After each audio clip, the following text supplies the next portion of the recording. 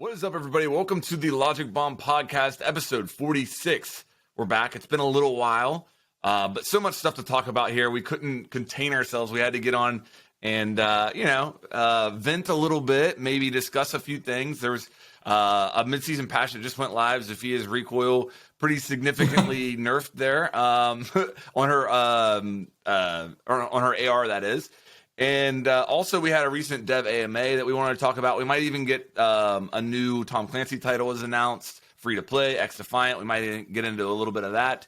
But first of all, I guess let's talk maybe a little bit about why it's been so long since we've had an episode. I think it's been close to a month or so, which isn't normal for us. We try to do every other week. But you want to go into that? Well, I feel like the last couple were like we've kind of ranted enough about cheaters, right? Like. They're there, we don't like them. Bugs, they're there, we don't like them. Like, it just so it doesn't become the same thing where, like, I don't know. I took a 3-week break for the first time in 6 years from Siege. And it was like a 50-50 because Tarkov just came out with a new wipe, and I really enjoyed that game as well. So I thought, you know what, I'll just take a little break from Siege so I don't burn out or anything, and then I'll grind heck out of Tarkov, because I normally get bored with that anyway after a month or something. And it's been pretty good. Coming back to Siege, though, it was very tough that, like, the first game back was exactly the reason why I took a break. And then it's been on and off that since I've been back. They addressed a lot of it in the AMA. But yeah, like, Siege's been in a pretty rough spot in terms of playing it. But once you have the good games, that like I still think good games now are amazing, and I really enjoy the game.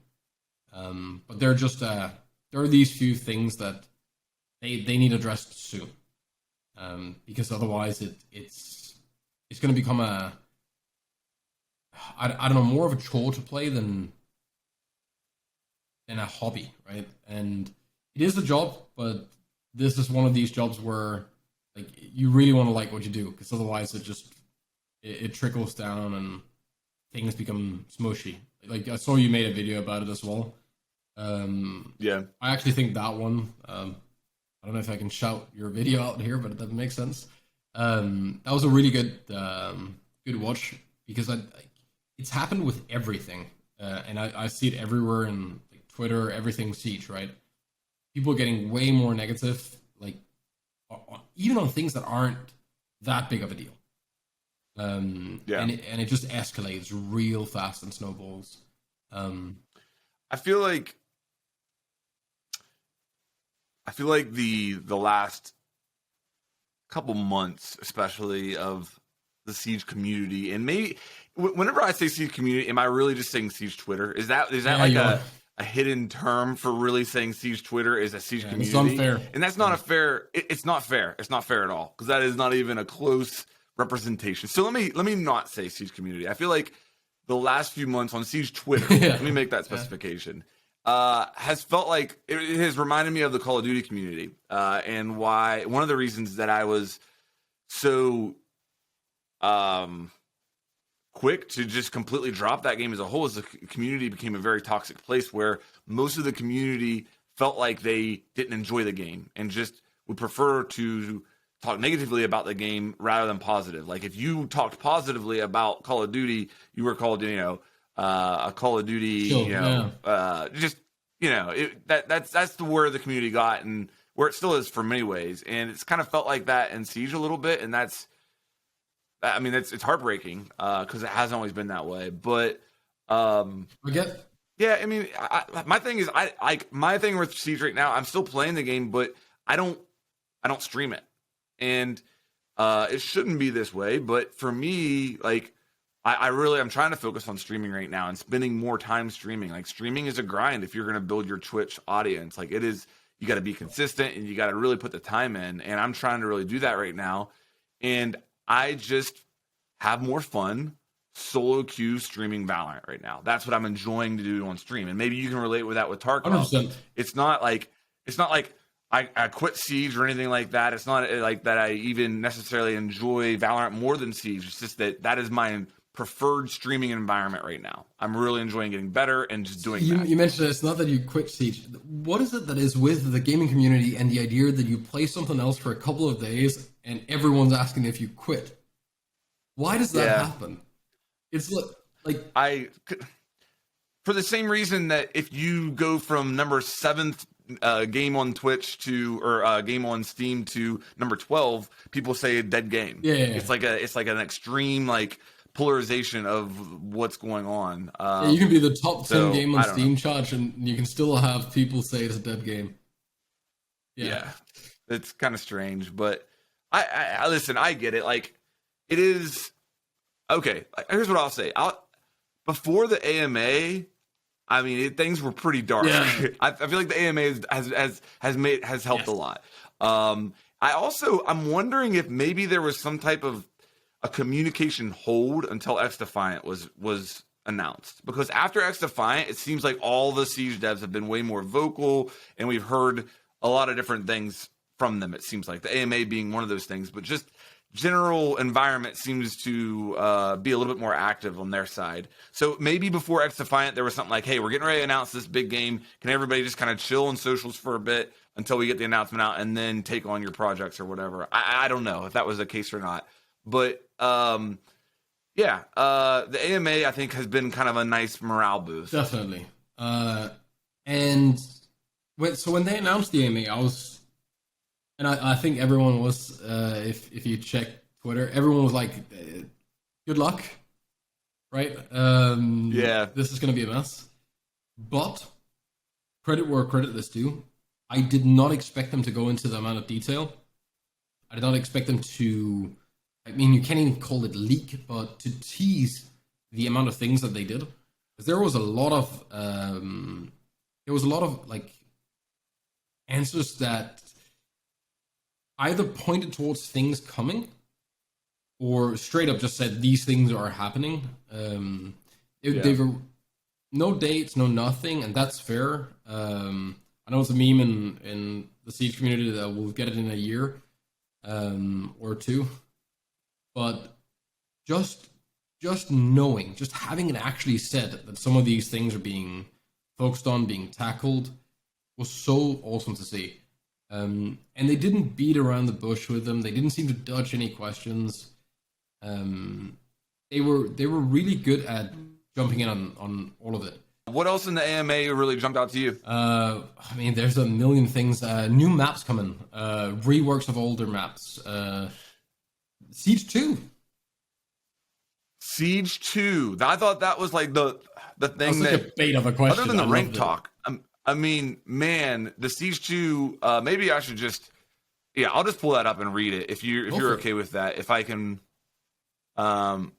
maybe kill a little bit of time here while I'm... I have one of the snippets of it here. Will there be a Siege 2? This is from R6's Twitter. We care about your investment in the game. We do not want to move to a new one. Instead, we want to protect your investment and increase its value. Increase its value by making your current home, which is Siege. I like that they put that in quotation mark. That is your new home, or that is your home. Even better. It's like a revolution or a renovation to your old house to make it up to date, shiny and appealing. So interesting. I don't know if this is like, are they talking about just smoothly updating and then eventually it's gonna not look like what it used to look like, or is this like a big upgrade or something? Well, I think that maybe they have a vision right now for where they are going to end up in maybe a year or 2 years. And that vision is radically different than what the game is right now, according to them. But if you look at the longer answer there, it does say something about rolling out those changes incrementally. Yeah, fair enough. And I think that is kind of what I take from it is like, hey, there's a good chance that in 2 years, the game you're going to be playing could almost be called Siege 2. But it's going to happen slowly over time. And another thing that I really, he mentioned earlier in that question that if Siege 2 ever happens, it'll probably be a completely different platform, maybe even a completely different dev team.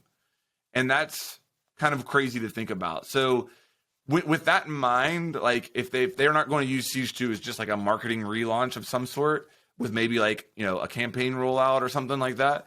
But mostly the same multiplayer experience, then I agree with them. Like Siege 2 would be a bigger problem probably than what it would solve. Yeah, it might like drum some interest up because it's a new title and people would be interested for a bit, but you could literally make a worse game. Yeah, but I mean, not only that, but there are the games that come out with newer updates are always only meant to last until the next iteration, which is already planned and in the works when the game releases, right? So Call of Duty Battlefield, right. They have a lifespan that is, I mean, depending on which part of Call of Duty history we look at it, it's either like a year and a half, 2 years, whatever it might be. And then you expect a new one to come out. And you jump on that one, and then you play that one. I've been on from Call of Duty 1 up until Modern Warfare 3, did some of the Black Ops 2, all of that. You play it, and you burn through it quickly, and you do as many hours as you can.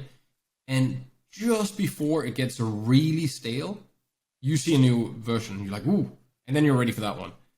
But then you're into the franchise, not the game. Because the games do change, right? Like, there is a substantial difference between the Call of Duties made by Infinity Ward and what was the other one called? Treyarch. Like, World at War compared to Modern Warfare, massively different, right? Oh, yeah. But still the same franchise, and you can still see that it's a Call of Duty game. Same with the Battlefield games. Like, there's a big jump in the different Battlefield games. If you take something like Siege and you want it a Siege 2, it would almost have to be the same. Because why relaunch a Siege 2 and then run that for 10 years? Why not just run it with this one? Then, sure, they mentioned technical depth, which I'd love to talk to them about at some point what that means, like, in a bit more detail. Yeah. Because, that can mean a lot of things. Mm-hmm. Then I feel like they kind of debunked a little with the engine that, like, sure, there are a massive amount of things in the engine that needs to be updated, needs to be worked on and stuff, but they're doing that continuously, right? They mentioned what Operation Health was actually intended to do, and we've talked to them on the podcast before as well with that. Like, Operation Health wasn't to just fix bugs. It was to change how they work with everything. So it's easier to go in and work with all of these updates and adding things and changing stuff. And I'm kind of happy that they go out and say that they're here for many more years. Did they say the next 5, the next 10 years or something? Like, it was a long commitment in one of those posts, time-wise. And I think that's good, because a lot of the people that are asking for a Siege 2 have a big investment in skins and time and stuff. And why not keep it if possible? Plus, I don't think starting from scratch, making a Siege 2 would, as you say, I don't think it wouldn't make Siege. Well, we don't know. Yeah, I mean, it could take the game in a radical different direction. It sucks. You know what I mean? Like that's a very real risk of it. Now, I guess I'll confess. I made a video recently. I think the title was "Why I'm Ready to Admit That It's Time for Siege 2," and that was a response to a previous video I made about what would it take for you, somebody who used to spend a ton of time playing Siege, to come back and play the game again, or to try the game again. If you used to play Siege every day, but you haven't played for 6 months, what would it take? And the overwhelming answer I really got with that was Siege 2. So yeah, I was kind of saying it from a marketing perspective, that I thought that there needed to be something like that, and I thought, that was kind of the point that I made there. But reading that answer, I thought that was something that jumped out to me that I thought was overwhelmingly good and very player friendly. I mean, to be honest, if you look at that question, like, they could have cash these companies that you're talking about, actually, like, right, like, they could have gone out and said, we're making a Siege 2. Come play that. Right. Your skins won't transfer if you can buy them all again. slap a $60 price tag on there and make money on a premium game, like that would, that's what Battlefield and COD literally do that you were talking about before. So it was very consumer friendly, and it really kind of opened my eyes. And I think, the question that I have with much of the AMA, and maybe not even a question, but some things that people were throwing out is like, okay, but is it too late? What will the game look like? Because so much good stuff was said in the AMA, and we'll get into more of that as we go along here. But I kind of walked away and said, when, how fast they execute on many of the things they said in the AMA is what's going to decide the success of it, in my opinion. Yeah. And if you look at Siege's history, you can say a lot of good things about it. Never been fast. Like being quick to make changes isn't one of the things that you would give them, as far as that. Malusi took a year. I don't think time is as important as we think, because if it really was that important, people wouldn't be there asking those questions. Like, if they really didn't want to wait, if they didn't want to hear, like, there's no way they think the changes are coming next month, right? Like we hope for it, but deep down we know that, like, every invitational we see things that are coming, and we always think they're coming like within the next 6 months, and they never are. So I don't think that like, it sounds, it's, I don't know, maybe it's to put more value on it when we say it like that, it has to be soon or otherwise things are going to happen. But there right now isn't a competitor. And that's both good and bad. Right now isn't a competitor? Like, is that there's nowhere for you to go if you really like Siege. Which is both good and bad, right? Because you can't go and play something like Siege to get something that maybe updates faster or has the right things that you want. But on the good note, you at least have a promise that Siege is going to be there for a while, and that things are going to improve, change, get updated eventually, even though it might take some time. So I think they have a bit of a safety net there that no competitor exists. But and I agree with that. Like if you're somebody who wants to play an FPS where you can lean, has the destructible maps and unique operators. Good luck finding anything else. Yeah. Rainbow Six Siege is your place to go. Yeah, there's nothing competing with it. What about if you're the person who's just baseline is I want to play a multiplayer FPS? What about where are those players at right now? Because there are plenty of places for those players. Then you're playing Battlefield when that comes out. Yeah, and you're playing maybe you're playing Valorant now or Call of Duty now or Warzone or whatever. But there was a time when many of those players were playing Siege, and you know what I mean. Like that I think that's the question that a lot of people throw. That's the concern that a lot of people are throwing out right now. And like going back to my video of the whole Siege 2 thing was, what would it take to maybe see those players again? And yeah, I think that's how. Don't you think the game is so cemented now in like the FPS world that Siege can't die? I think we're at like a mini CS point where we're gonna have ups and downs for the next couple of years. No doubt. CS had this wall. There's been massive player drops on and off in CS and massive returns, right? I think like a good, rework the menu, rework the splash screen, maybe invest a little bit in Uplay so it doesn't suck as much. Make the experience a bit better, and just changing the splash screen of a game so when you log in on your console or load up Uplay, it looks fresh and new. Updating the HUD, the menu when you go into it, everything there, and then launching that together with some changes, some updates, some quality of life, all of that stuff. Like, that can feel like a new game, right? Why do we come back to games with DLCs and updates? To try out what's new, I guess. And, like, sometimes that makes you stick around for a bit, right? Yeah, I think the CSGO point is a good one. So do you think, let me ask you this, do you think that we can see Siege numbers on Steam or whatever that are greater than we've ever seen before? Yeah, sure. I don't see why it wouldn't be possible. Like, it would require work. 100%. It would also require work from the community. Because if you're a new player, not only do you have to join the game, and then there's going to be some bugs, there's going to be some cheaters, there's going to be maybe some match waiting time depending on what region you queue in. But then there's going to be the Siege community or the Siege Twitter or whatever that might scare you away before the game does. Because damn, can we be a bunch of dicks, man? Especially to new players. Do that right. Haha, why aren't you reinforcing this? Well, idiot, do a rotate here, do this. How don't you know that this operator does this?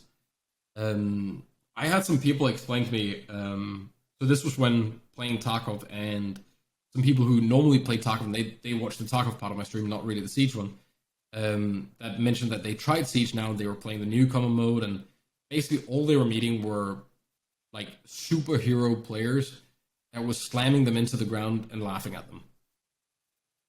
That's not a fun way to... Like, I would probably have quit. If I started Siege in newcomer mode now, I don't think I would have stuck around. There's so much to learn, and in general, if you are good at FPS games and you climb the ranks like fairly quick, which let's be fair, if you come from Global in CS or Radiant in Valorant or something, and jump into Siege, like you're in plat first season, no problem, just off shooting. Yeah, and everyone is gonna laugh at you because you don't understand what, like the fact that you can punch a mirror window or a Maestro cam or whatever it might be, right? So I'm more afraid of us as a community scaring people away than I am of the game being at fault for people not coming back, because they can always. Like, they can update that, they can change it, they can put a new face on it, they can relaunch, they can put money into PR. But once the community has finally gotten rotten, it is really difficult to change that. That's my absolute biggest fear with Siege, is that we become a so unwelcoming community that people don't want to go there. We don't want to have, like I keep hearing it about the fighting game community.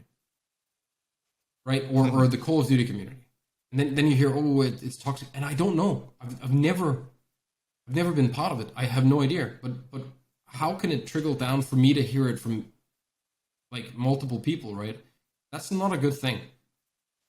And of course, there's going to be awesome people in all the communities, but as soon as it starts like going down the line, and other people start telling individuals outside of that community and outside of the game, then that's where it starts getting a bit scary, right? So yeah, I really hope that we can get to a point where people think it's okay to, like, if you're kind of burned out on Siege, then take a break and then come back in a bit. Don't force yourself to play it long enough that you make it unwelcoming for new players, right? Yeah, no, I agree, and I think it's just healthy to play other games. I mean, in so many different ways. Or just take a just healthy from playing at all. That's 100%. Well. Opens your eyes, gives you kind of a reset. As far as other things in the AMA, I mean, we've basically found out that a ranked rework is coming for sure. Yeah, we've kind of known that, but they also mentioned that in the ranked rework, there will be a hidden MMR. Well, the MMR will be hidden, and then you'll have a forward-facing rank. Very similar to what I'm going through in Valorant right now. I personally love it. They also threw out that there could be a solo queue that maybe they replaces unranked, or maybe the better way to word that would be like there would be a 5v5 mode that would a party mode. There could be a solo queue mode. I think that's probably the best way to word that. They also said that the tournament mode is coming, and they explained why that's coming, why that was held back. That would be like the 5v5 only, like kind of tournaments they were going to have on the weekends. Yeah, only in the weekends, right? So, I think the big thing there is the rank changes. For me, that was, MMR, hidden MMR will give them so much more flexibility on how they can manipulate, I guess you could say, the matchmaking. I think it's a much better way to weed out Smurfs quicker. With that said, there is going to be a personal performance aspect of that, is the way that I read it. I could be wrong to that, but it definitely seemed like there is a personal performance effect. So there's going to be some repercussions to that. I am so excited for the MMR stuff, though, because if I read that correctly, it said that you'd be able to queue with almost anyone. Maybe in extreme cases, there would be limitations. Today, this morning, when we jumped on to play, Flynn couldn't join our group. Flynn has not played a single solo queue game the whole season. He's only been playing 5-stack with us. But he got minus 240 in rollback from cheaters that we've played against. Oh my god. Oh, because we've played a lot of games without him. We've either lost or beat or whatever, and we got less rollback. So he's only played with us for the entire season. But he got kicked out of being able to play with us because of the MMR gap. That is that's brutal. So insane that the only real punishment is to the legit player. He could not spend his day playing with his friends if it wasn't for having a second account. When you word it like that too, it's very eye-opening. That's really what's happening with this, and this is the part of the season where this starts getting bad again because again. As far as we know, when somebody's banned, it cancels all their matches for that season. So we run into the age-old question right now. When you start seeing these rollbacks towards the end of the season, this person could have started cheating 2 games ago, got banned in their second game of cheating, and then it cancels the 100 matches that they played previously that season that were all legit. We never got clarification on that, though. So I don't think we can't say it with confidence that it's all the games. Because, for example, let's say I know that something like a Battle Eye ban could, in theory, detect you, let's say, a week ago, and then hit the ban now. And everything you've played in that time will definitely get nullified. But I don't think that if, let's say, you've played 500 games in a season, I don't think it would roll back all 500 games. And what makes you say that? I just don't see why it would. Would it? I mean, if that's just if they don't do it that way, then it would have to be a time limit, right? It would have to say we only will cancel the number of games, or maybe a number of games, 2 weeks, whatever it might be, right? I don't know how long. I feel like that's the most logical case. How many but games? It seems to me like it is the season's worth because towards the end of the season. You see people that's when you see people getting these huge rollbacks. All the huge rollbacks they get are when they've queued with them. Right. That changes everything. So, if you've queued with one person for an entire season and they get banned, you will have gained more elo with that one individual, right? And it's because you queued with them. So there's no defending that they lost a massive amount of elo. That elo will be spread out much, much, much thinner in terms of what people are actually getting back. Right? Because I might have faced that guy, let's say, 5 times, but the other guy queued with him 100 times. So I'll get 5 games worth, plus he wouldn't be the only person banned in that wave, most likely, right? So maybe I've won against some, I've lost against some. So those 5 games worth maybe trickle down and become, let's say, 60, 70 point, maybe 100, like, this morning I got minus 74. Yesterday I got minus 116. I pretty much get a rollback every single day. Well, I haven't gotten like a massive rollback ever, and I play 500 games a season. Did you say that Finn's rollback the other day was from somebody that he had played with? No. It was somebody he played against? He played against, because we would have played against them as well, because he's only played in 5-stack. So he got minus 200. Yeah. But he also doesn't have a lot of games. So that could be 4 games worth. Right? From a season. Yeah, I mean, I'm sure I'm sure that there has to be a limit. What we need to find is somebody who played with somebody at the beginning of the season, and that person got banned later in the season. Did they lose all the MMR for that entire season? And then we have to trust if they started cheating later or not. Right. So, right. Unless we get clarification from Ubi, this will always be speculation. Because the cheater will always say that they didn't cheat the entire time. They already lied to you about cheating. So they can't be trusted. We can't test or measure it. We have no way of figuring it out, right? Because it might cancel all the games, but it might also only be for, like, let's say you have 200 games. It might only be for half of your games that get canceled. Could be. But yeah, like I've seen people get 900 ELO rollbacks, but they've always been one of the people that were in the group on the regular, right?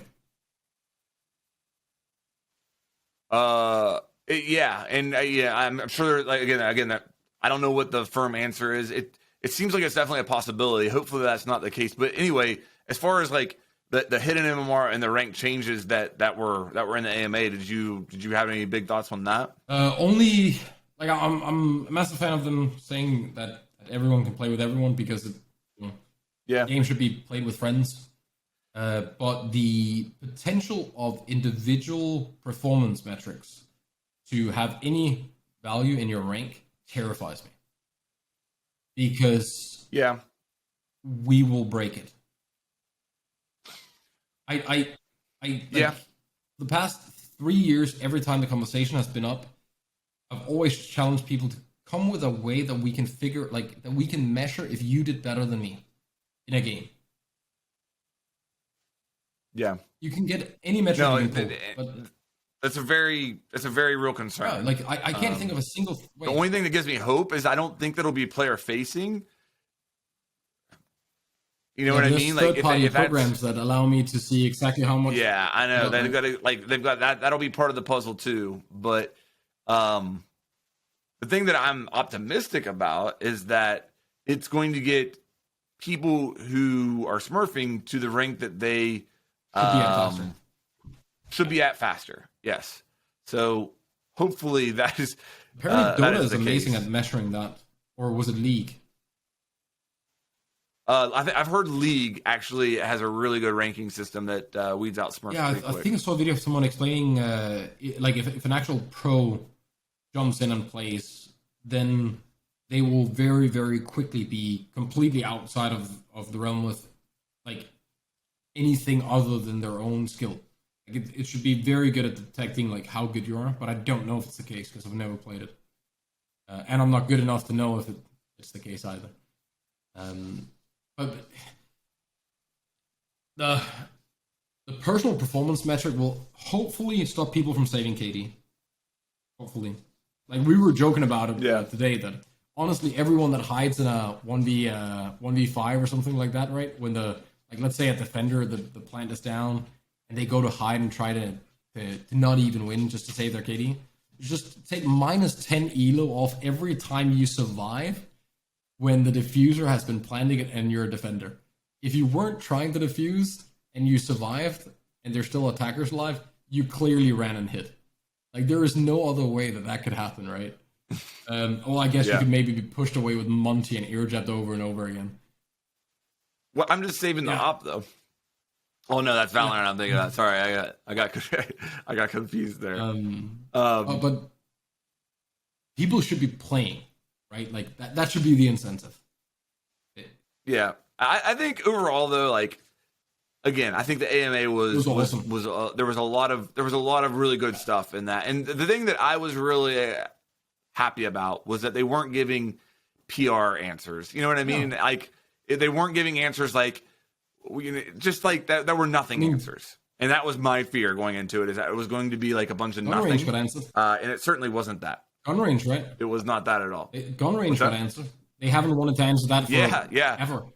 Yeah. They've always been like, that's awesome. Maybe some type of new practice facility, some type of TDM warm-up mode.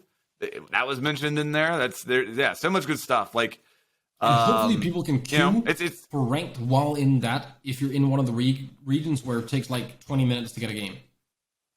Right? Because if you don't make it like that, then there's no point in warming up if you have to wait 20 minutes to play.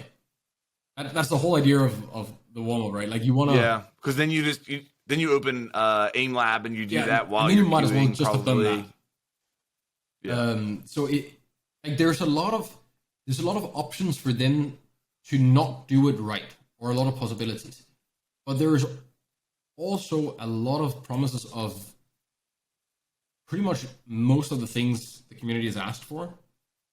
Yeah.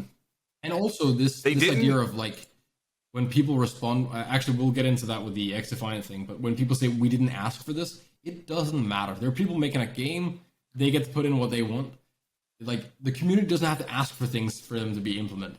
Like we have to get that straight. It's not like you say something and then they have to deliver it to you.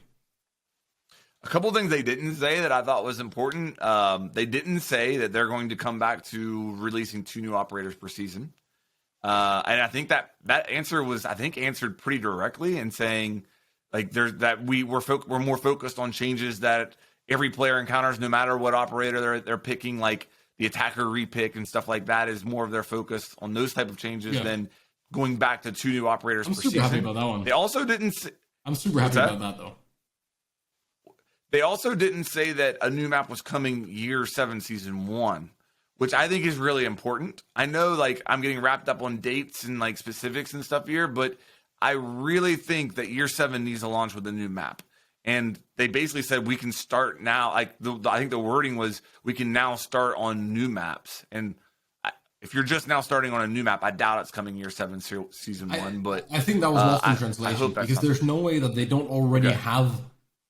Like, when you have a game like this running, they probably have a couple of maps that are just constantly in the work, and they maybe get scrapped, or they get put in, or they get tested, and they're not good enough, or like there has to be this constant play, right? But I'm of like I look at it completely different because I'm the CS mindset with this, where CS didn't get anything new for so long. It just got kept alive, and I think as long as we know that new stuff is coming, like, I'm afraid that Siege gets too much new stuff because with everything new added, if they were to add 2 operators per season, there are already people now that have played for over a year that haven't caught up. Yeah, you're not wrong with that, and I think, speaking of CS:GO, you could almost say maybe that's the reason their player count is so high. That people who, hey, what's up, doggy? People who leave CS:GO, they can leave for a year and come back to pretty much the same game. They don't have to feel like they're lost. And a lot of people who have put Siege down maybe a year or 2 ago feel like they're lost now, and that could prevent them from coming back. Yeah, exactly. So let me put this guy. I mean, that's a very valid point. Let's wrap up here with a little. Unless there's anything else on the AMA you want to talk about, let's wrap up here with a little bit of XDefiant talk. Yeah, XD. What did you think? So XDefiant is the new Tom Clancy game. Ubisoft announced it's going to be free to play. Ubisoft San Francisco was working on it, and it was announced. Basically, it looks like a hero. It looks like a hero multiplayer. I guess you could say an arcade shooter is what I would call it. I have no idea how many people are on each team. If it's it looks I think 66 maybe. Yeah, maybe. I have no idea. Either way, first thing, the name. Like, if there's one thing that what part of the name though? What part of the name? Is it the Tom Clancy part of the name? So I will actually defend that one. I'll get to that in a second. XD as the short for the name. You want to play some XD? It seems like a bunch of 50-year-olds tried to be like super modern, right? They could have called it Yeet with the punk Yeet swag too, or something instead, right? Like, nah, that name. If there was anything that ever needed a rebrand before it comes out, it's that. It doesn't even sound good to say. Right? Like, you can say Siege. Are they hoping that people just call it XD? Well, I mean, they capitalized both of them, right? I know. It's a weird name. It is a weird name. Well, the Tom Clancy part, like, a lot of people were mad about that, right? Like, a lot of people. So, XCOM, the developers of XCOM, this turn-based strategy game, apparently made, I think it was mobile or something else, that got the XCOM brand as well. And XCOM has always been a very, very specific community that are like if you're an XCOM fan, you're a massive XCOM fan. And people lost their shit because this brand was put onto this mobile game or whatever it was. It wasn't the same quality as the rest. And one of the developers came out and was very public about saying that the reason they're doing this is because the turnover rate for like buying a customer in terms of when you pay for adverts and all your PR and stuff is $10 per player if they didn't have any big brand name with it. So they basically go from having no chance of being able to make the game or survive to being afloat based on if it carries the XCOM name or not. Now, the people who are big XCOM fans, it doesn't take anything away from them. They don't have to go play it. It doesn't dilute what their game is, right? The same for us in Siege, or if you're a Ghost Recon fan, or like there seems to be a lot of people right now that are way too young to have ever played the original Rainbow Six games that are like attacking the idea that there's Tom Clancy on. They probably never read any of the books. They might not be able to name any of the movies, but it's like there's a bunch of elitist people freaking out over the fact that there's a Tom Clancy title on. Let's be fair, if you own the rights to something like that, it would be foolish not to use it. It gets so much further. I mean, and what about if you looked at Hyperscape and said, hey, you're doing an analysis of the Hyperscape launch and maybe the lack of success with it. I think it's fair to say. And one of the things maybe you could identify is that nobody, what does Hyperscape mean? Nobody had that brand recognition that Tom Clancy does bring with it. And this time, I understand the points on both sides of the Tom Clancy argument. I understand that XDefiant is a bad name. I simply do not really care about either of those things, though. Exactly. I'm going to play the game. I'm going to try it. It's free to play, and I'm going to see if I like it. If the gameplay is amazing and it has the worst name of all time, I will still play that game. And whether it has Tom Clancy or not doesn't matter either when you play it. It does not matter. We're never going to say Tom Clancy's XDefiant. We don't even say Tom Clancy's Rainbow Six Siege. We say Siege. I know. But for the people who do have a problem with it, I understand their argument. I honestly do. Too nice. But I just don't really care about that stuff. So I'm excited to try it.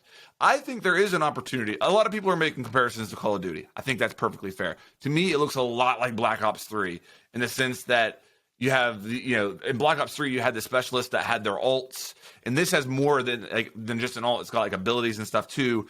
I think it looks a lot like that. Black Ops 3 is one of my favorite multiplayer games of all time. Like, I'm not afraid to admit that in the slightest. The reason I didn't play a ton of Siege in year one is because I was playing Black Ops 3 during that time.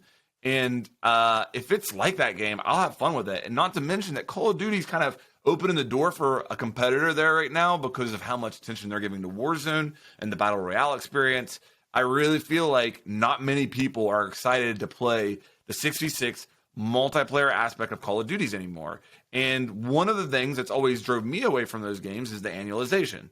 And the fact that, if I can feel like I'm being rewarded for grinding a 6v6 Call of Duty and not having to worry about like all that effort being wasted the next time for the next year when the next title comes out, I might play this game a good bit. It's good. If it's fun, if it's got a good ranked system, I could see myself absolutely playing a Call of Duty competitor style of game a lot if it's done well. And so I'm optimistic and excited and hoping that I get that here. There's a good chance that it's done well because I think the creative director was one of the guys that previously worked at Infinity Ward. Yeah, I think he was really, really involved with Ghosts. Call of Duty Ghosts is my understanding, and maybe more than that. It would probably have been more. But yeah, he definitely has a Call of Duty background, 100%. But he was definitely one of the he's a former Call of Duty dude, right? Yeah. Yep. And you can see that from the gunplay. Like if you watch the trailer and we just masked out everything, the only thing you were seeing was the actual gunplay, and you were asked what kind of game this was. Like, it looks very Call of Duty, like the way the hit markers work, the way recoil is, everything sight picture. It looks clean. I hope it's good. And if it isn't, I didn't invest money in it. because it's free to play. I can try it. If I don't like it, I can try it again 6 months later or 3 months later because it's still going to be free. I don't really have anything to complain about there. Like the name sucks, but I don't care, right? Like it's just like why not just make it a bubble? I think that I agree. The name sucks, and the vibe of it. I feel like the vibe of this game, if it would have been released maybe a year ago, would have been spot on. Too edgy for me. But but the whole cyberpunk thing really kind of, I think, made that whole vibe jump the shark all of a sudden. Yeah. Do you know what I'm saying? Like the punky, like edgy vibe is a little bit weird now. I feel like after that, but also, when they were developing this game, I understand why they went that route, because there was a moment that it was like it was the thing. It also came out at a weird, like it really looks Apex-y in terms of the skins and the cosmetics as well, right? Like there's a lot of the characters look kind of I saw Division 2. I thought the whole mood looked like Division 2 to me. I would agree with that. Like all abilities and like all the stuff that happens in game. But like the character creation, when you see like the plague mask or whatever, like one of them had like a weird animal mask on or something, and it looks like it borrowed a lot from a lot of different games. And frankly, I don't care if the gameplay is good. If it looks like one thing or the other, I'll always I never care about graphics. I never care about the like aesthetics of a game. If the gameplay is good, I'll play it anyway. But I wish it was a little different. I would have been more hyped if it looked a bit different, if the vibe was a bit different with the title and stuff like that. Mm-hmm. But there's a very far way from that to all the people on Twitter going, "We didn't ask for this." Like, okay, and I'm not gonna pretend to speak for the Tom Clancy estate and what their intentions were and goals were with that brand. It also doesn't matter because it was sold. Right. And I get, like, I understand that maybe you can make the argument that Tom Clancy has an extensive body of work and never went this direction. But at the end of the day, I guess I just come back to, I don't really care that much. So I'm sorry. Yeah. I don't want to even like waste any more time on it.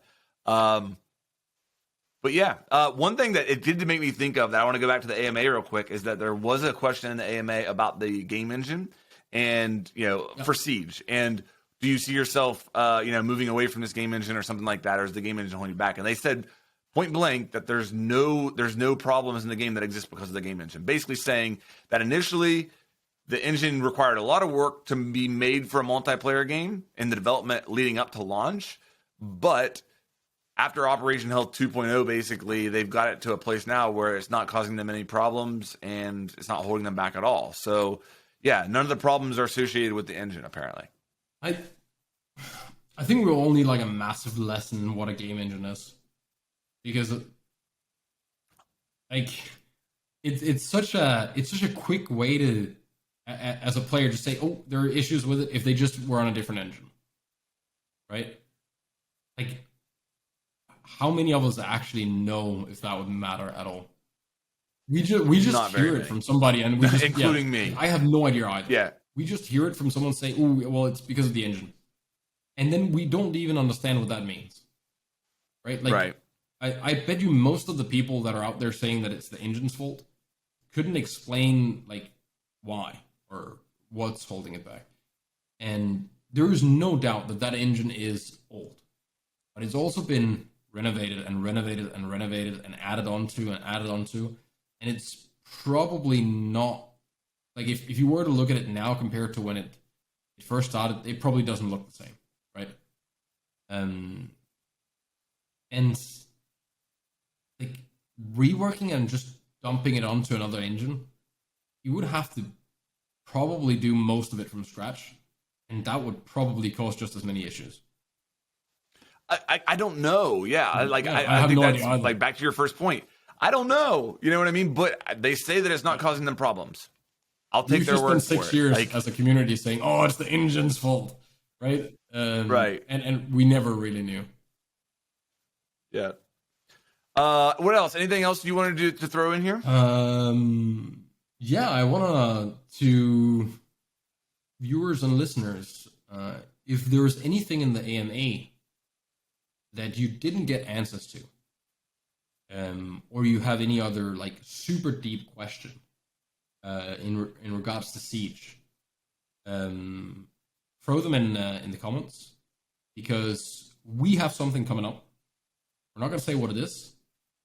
But we do have something coming up, and there is a chance to discuss some things in a bit more detail than what we can do just being Plank the Knife. Yeah, I think that's a good. I'm glad you brought that up. Would love to, kind of get the opinion back from the community on what the hot topics are, or what was missed in the AMA, what they felt was they needed more information on. I think that's great. I'm glad you mentioned And no that. questions are like outside of like everything goes, everything's fair. Just at least write them respectful enough that we can actually read them out loud. Yeah, and hopefully we'll be back on a bi-weekly schedule, at least here for the next couple of weeks. And, so stay tuned for that. We'll move one day. And yeah, they'll probably be like released on Thursdays, where typically it was Wednesdays before. That's my fault. Yeah, Thursdays will be the new days. So, all right. Well, yeah, with that said, I guess let's wrap it up here. A little bit of a shorter episode. We'll go longer on the next one, I promise. Yeah, thanks for hanging out, everybody. And like Zronik said, any of the questions or whatever, put them down in the comments below. We'll be looking through that, and we'll see you guys on the next one.